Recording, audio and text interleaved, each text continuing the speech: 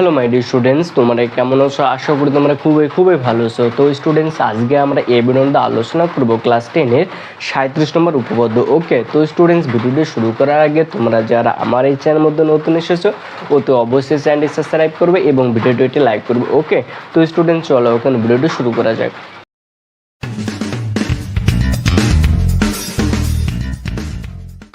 তো স্টুডেন্টস, এখানে 37 নম্বর উপপাদ্যটির ক্ষেত্রে বলেছে অর্ধবৃত্তস্থ কোণ সমকোণ, এটা আমাকে প্রমাণ করতে বলেছে। ওকে, তো সর্বপ্রথম আমরা জেনে নিই অর্ধবৃত্তস্থ কোণ কি। ওকে, তাহলে কি বলতো একটা অর্ধবৃত্তস্থ কোণ, দেখো তো এটা একটা যদি বৃত্ত হয়, এটা কি বলতো একটা বৃত্ত, তাহলে এটা যদি একটা বৃত্ত হয়, এটা কি বৃত্তের কেন্দ্র না? তাহলে বৃত্তের কেন্দ্র দিয়ে যে সরলরেখাংশটা অঙ্কন করা সেটা বৃত্তের ব্যাস, এটা কি বলতো বৃত্তের ব্যাস, তাই না? এটা কি বলতো বৃত্তের ব্যাস। তাহলে এখানে কি বলেছে অর্ধবৃত্তস্থ, তাহলে এটা যদি আমি অর্ধেকটা মুছে দিই তাহলে দেখো তো এটা অর্ধবৃত্ত হয়ে যায় না? তাহলে অর্ধবৃত্তস্থ কোণ সমকোণ, মানে এই অর্ধবৃত্তের মধ্যে যে কোণটা আমি অঙ্কন করব সেটা হচ্ছে অর্ধবৃত্তস্থ কোণ। তাহলে আমি যে এখান থেকে শুরু করে এই পর্যন্ত একটা কোণ অঙ্কন করি, তাহলে এই কোণটা কি বলতো অর্ধবৃত্তস্থ। কি কোণ? অর্ধবৃত্তস্থ কোণ, তাই না? তাহলে এই কোণটা কি বলতো অর্ধবৃত্তস্থ কোণ। যদি আমি এভাবে অঙ্কন না করে যদি এভাবে যদি করতাম, এরকম যদি অঙ্কন করতাম, তাহলে এই কোণটা কি হতো অর্ধবৃত্তস্থ কোণ হতো। অথবা আমি যদি এরকম যদি অঙ্কন করতাম তাহলে এই কোণটা কি হতো অর্ধবৃত্তস্থ কোণ হতো। আমরা বুঝলাম অর্ধবৃত্তস্থ কোণ কি কোণটা বলতো। তাহলে অর্ধবৃত্তের মধ্যে যে কোণ উৎপন্ন, মানে যে কোণটা তৈরি করা হয় বা যে কোণটা উৎপন্ন হয় সেটাই কি বলতো অর্ধবৃত্তস্থ কোণ। এবার দেখো এটা অর্ধবৃত্তস্থ কোণ, এটা বৃত্তের সেন্টার না? এটা কি বলতো বৃত্তের সেন্টার। তো এটা যদি বৃত্তের যদি সেন্টার যদি হয়, তাহলে বৃত্তের কেন্দ্রের মধ্যে যে কোণ উৎপন্ন হয় সেটা হচ্ছে কেন্দ্রস্থ কোণ। এটা তাহলে এটা কোন কোণ বলতো কেন্দ্রস্থ কোণ। কি কোণ তাহলে কি বলতো কেন্দ্রস্থ কোণ, মানে এটা বৃত্তের কেন্দ্র, তাহলে বৃত্তের কেন্দ্রের মধ্যে যে কোণ উৎপন্ন হয় সেটা কেন্দ্রস্থ কোণ, আর যেটা বৃত্তের মধ্যে যে কোণটা উৎপন্ন হলো সেটা হলো অর্ধবৃত্তস্থ কোণ। ওকে, তো স্টুডেন্ট চলো এখন উপপাদ্যটা বুঝে নিই, তাহলে আমার উপপাদ্যটা এবার বুঝতে সুবিধা হবে। ওকে স্টুডেন্ট, চলো এখন আমরা উপপাদ্যটা প্রমাণ করি। ওকে, তো স্টুডেন্টস দেখো আমি কিন্তু এটা ছবি ডেকে রেখেছি, তাহলে দেখো তো এটা যদি আমি একটা অর্ধবৃত্ত এখান থেকে এই পর্যন্ত হয়, তাহলে অর্ধবৃত্তের মধ্যে যে কোণ উৎপন্ন হয় সেটা হচ্ছে অর্ধবৃত্তস্থ কোণ। তাহলে এই কোণটা কি বলতো অর্ধবৃত্তস্থ কোণ, আর এই কোণটার মান কত ডিগ্রি? 90 ডিগ্রি হবে, এটাই আমাকে প্রমাণ করতে বলেছে। ওকে, তো দেখো এখানে বলেছে অর্ধবৃত্তস্থ কোণ সমকোণ। আমরা বুঝলাম অর্ধবৃত্তের মধ্যে যে কোণ উৎপন্ন হয় সেটাই অর্ধবৃত্তস্থ কোণ। তাহলে এই কোণটা অর্ধবৃত্তস্থ কোণ, এই কোণটা 90 ডিগ্রি হবে, এটাই আমাকে প্রমাণ করতে বলেছে। ওকে, তাহলে প্রথম ফার্স্ট আমরা কী লিখবো বলতো প্রদত্ত। কী লিখবো? প্রদত্ত। প্রদত্ত মানে কি বলতো যা দেওয়া রয়েছে সেটাই আমাকে লিখতে হবে। তা আমি কী লিখবো বলতো, আমি ধরে নেবো ও কেন্দ্রীয় বৃত্তের, কী লিখবো তাহলে ও কেন্দ্রীয় বৃত্তের। ওকে, তাহলে ও কেন্দ্রীয় বৃত্তের এ সি বি, কী বলতো ও কেন্দ্রীয় বৃত্তের এ সি বি যে কোনো, কী বলতো যে কোনো একটি অর্ধবৃত্তস্থ কোণ, যে কোনো একটি অর্ধবৃত্তস্থ কোণ। ওকে, তা আমি কি লিখলাম বলতো, তাহলে ও কেন্দ্রীয় বৃত্তের এ সি বি যে কোনো একটি অর্ধবৃত্তস্থ কোণ। এখানে যে কোনো কেন লিখলাম বলতো, কারণ কিছুক্ষণ আগে দেখলাম তাহলে অর্ধবৃত্তস্থ কোণ কতগুলো, অনেকগুলো হয়, তাহলে তার মধ্যে এটা একটা। ওকে, তাহলে এটা কি বলতো একটা অর্ধবৃত্তস্থ কোণ, এটা কি বলতো আমরা ধরে নিলাম। এবার কি বলতো প্রদত্ত, এবার কি প্রমাণ্য, মানে কি বলতো প্রমাণ করতে হবে যে অথবা প্রমাণ্য। ওকে, তা আমাকে কি প্রমাণ করতে বলেছে বলতো, প্রমাণ করতে বলেছে কোণ এ সি বি সমকোণ, মানে কত সমকোণ? এক সমকোণ। তাহলে প্রমাণে কি করতে বলেছে কোণ এ সি বি এক সমকোণ, তাই না? এক কি বলতো সমকোণ, এটা প্রমাণ করতে বলেছে, মানে এই কোণটা কত ডিগ্রি? 90 ডিগ্রি হবে, এটাই আমাকে কি প্রমাণ করতে বলেছে। তাহলে কোণ এ সি বি কত ডিগ্রি? 90 ডিগ্রি, এটা প্রমাণ করতে বলেছে। এবার দেখো তো এই বৃত্ত উপপাদ্যটার ক্ষেত্রে কোনো অঙ্কন লাগবে না, ঠিক আছে? অঙ্কন করা লাগবে না। তাহলে আমি কি ডিরেক্টলি প্রমাণ করতে পারি, কী বলতো প্রমাণ। ওকে, তাহলে প্রমাণ দেখো তো এটা যদি একটা ও কেন্দ্রীয় বৃত্তের ও কেন্দ্রীয় বৃত্তের কী বলতো এ সি বি একটা অর্ধবৃত্তস্থ কোণ অথবা 90 ডিগ্রি, এটা আমাকে প্রমাণ করতে হবে না? তাহলে দেখো তো আমি এটাকে পি নাম দিলাম, ঠিক আছে? তাহলে এ পি বি এটা একটা বৃত্তচাপ যদি ধরি, তাহলে এ পি বি বৃত্তচাপের দ্বারা গঠিত। আমি কি লিখব বলতো? তাহলে এ পি বি এটা কি বলতো? বৃত্তচাপ।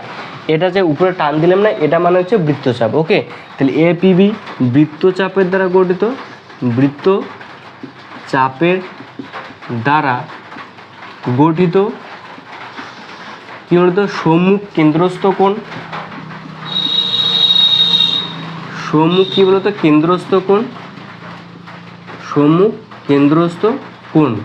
ওকে, সম্মুখ কেন্দ্রস্থ কোণ। দেখো তো এ পি বি এটা যদি একটা বৃত্তচাপ হয়, তাহলে এই বৃত্তচাপ দ্বারা সম্মুখ কেন্দ্রস্থ কোণ দেখো তো এটা হয় না? ওটা যদি মুছে দাও তো এটা কি বলতো? কোণ হয় না? এটা কি বলতো? কোণ না?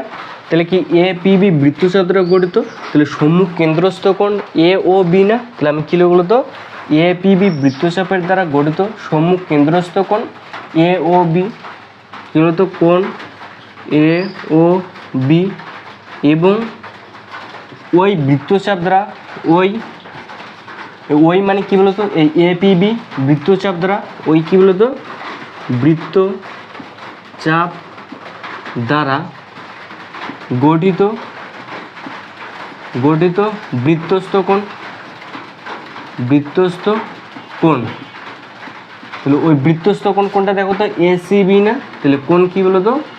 এ সি বি। ওকে, তাহলে দেখো তো এ পি বি বৃত্তচাপ দ্বারা গঠিত কেন্দ্রস্থ কোণ এ ও বি, এবং এই বৃত্তচাপটার দ্বারা গঠিত এটা কি বলতো? বৃত্তস্থ কোণ এ সি বি। এবার কি বলতো? আমরা একটা 34 নম্বর উপপাদ্যটা পড়েছিলাম না? কি বলতো? যে কোনো বৃত্তচাপ দ্বারা গঠিত কেন্দ্রস্থ কোণ বৃত্তস্থ কোণের দ্বিগুণ হয়, মানে এই কোণটা দ্বিগুণ হবে। তা আমরা কি লিখতে পারি বলতো? অতএব, ঠিক আছে, বৃত্তস্থ কোণ যা কি বলতো? কেন্দ্রস্থ কোণ বৃত্তস্থ কোণের দ্বিগুণ জানি, তাহলে অতএব আমরা কি লিখতে পারি বলতো? এ ও বি কোণ কি বলতো? A O B equal to, তাহলে কোণ কি বলতো? কোণ A C B. A C B দেখো তো এটা কেন্দ্রস্থ কোণ, এটা কি বৃত্তস্থ কোণ? তাহলে এই কোণটা এই কোণের দ্বিগুণ না? তাহলে এখানে যদি 2 দিয়ে গুণ করে দিই, তাহলে এই কোণটা সমান হবে। তো এটা আমরা কি বলতো? 1 নং দেবো। ওকে, তাহলে দেখো তো এটা এ বি যদি আমি কল্পনা করি, তাহলে এ বি একটা সরলরেখা না? তাহলে আমি কী লিখবো বলতো? যেহেতু এ বি একটি সরল রেখাংশ, একটি কি বলতো? সরল রেখাংশ। ওকে, এ বি কি বলতো? একটি সরল রেখাংশ। সুতরাং কি বলতো? সুতরাং এ ও বি কি বলতো? সরল কোণ। কোণ এ ও বি সরল কোণ, তাই না? তাহলে এ ও বি সরল কোণ মানে কত বলতো? 2 সমকোণ। 2 সমকোণ মানে কত? 180 ডিগ্রি। তাহলে এ ও বি কোণের মানে কত? 180 ডিগ্রি। আমি কি লিখলাম? এ ও বি সরল কোণ, মানে এখানে বুঝতে হবে এটা কি বলতো? 2 সমকোণ, অর্থাৎ কি বলতো? 180 ডিগ্রি। ওকে, তাহলে দেখো তো, তাহলে এ ও বি কোণের মানে কত? 2 সমকোণ, অর্থাৎ কি বলতো?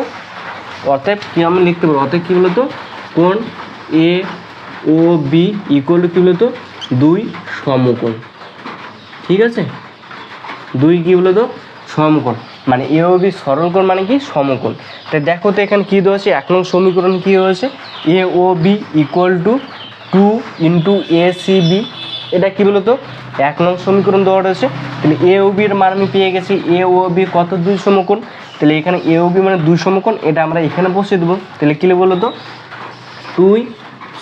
2 সমকোণ, তাই না?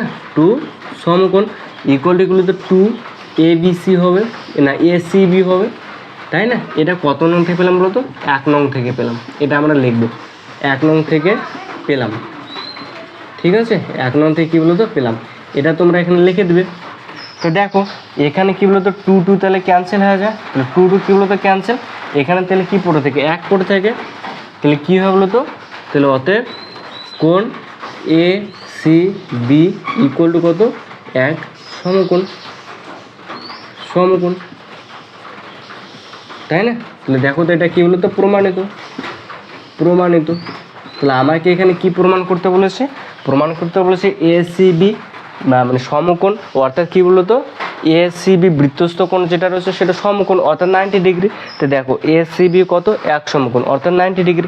এটা আমার কী হয়ে গেল বলতে প্রমাণিত হয়ে গেল। ওকে স্টুডেন্টস, তো স্টুডেন্টস আশা করি তোমরা অবশ্যই উপপাদ্যটা বুঝতে পেরেছো। তো তোমরা অবশ্যই ভিডিওটাকে লাইক করবে এবং চ্যানেলটি সাবস্ক্রাইব করবে। ওকে, তো স্টুডেন্টস এই চ্যানেলের মধ্যে কিন্তু কি বলতে ক্লাস 10-এর সমস্ত অঙ্কের সলিউশনগুলো এখানে দেওয়া থাকবে। ওকে, তো স্টুডেন্টস তোমরা অবশ্যই এই চ্যানেলটি সাবস্ক্রাইব করবে, তাহলে তোমরা কিন্তু সমস্ত অঙ্কের সলিউশন তোমরা অবশ্যই পেয়ে যাবে এবং ভালো করে বুঝে যাবে। ওকে, তো স্টুডেন্টস আজকের ভিডিও এখানে শেষ করছি, দেখাবে নেক্সট কোনো ভিডিওতে। ততদিন ভালো থাকুন, সুস্থ থাকবেন, গুড বাই।